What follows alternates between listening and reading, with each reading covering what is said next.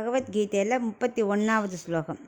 நிமித்தானி ச பஷ்யாமி விபரீதானி கேசவ நச்ச ஸ்ரேயோனு பஷ்யாமி ஹத்வா ஸ்வஜனமாகவே. இப்போ இதுக்குள்ள அர்த்தத்தை பார்க்கலாம். கேசவா அப்படின்னு அர்ஜுனன் கிருஷ்ணரை கூப்பிட்றான். கேசவானா பிரம்மா, அதாவது எல்லோரோட உள்ளத்துலேயும் அந்தர்யாமியாக அவர் இருக்கார். உள்ளும் புறமும் ஃபுல்லும் வியாபிச்சிருக்கார் இல்லையா? அதனால் கேசவா அப்படின்னு முதல்ல கூப்பிட்றான். கூப்பிட்டுட்டு நான் சகுனங்களை பார்க்குறேன், எல்லாமே கெட்ட சகுனமாக தெரியறதுன்னு சொல்கிறான்.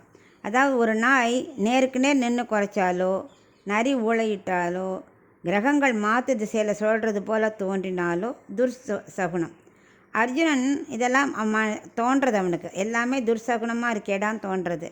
அவன் தன்னுக்கு தோல்வி அடைஞ்சிருவோமோன்னு பயப்படல, அதுக்கு அவனுக்கு கவலையே இல்லை. தன் கொலை அழிய போகிறதேன்னு தான் அவன் கவலைப்பட்டு இப்படி புலம்புறான் கிருஷ்ணர்கிட்ட.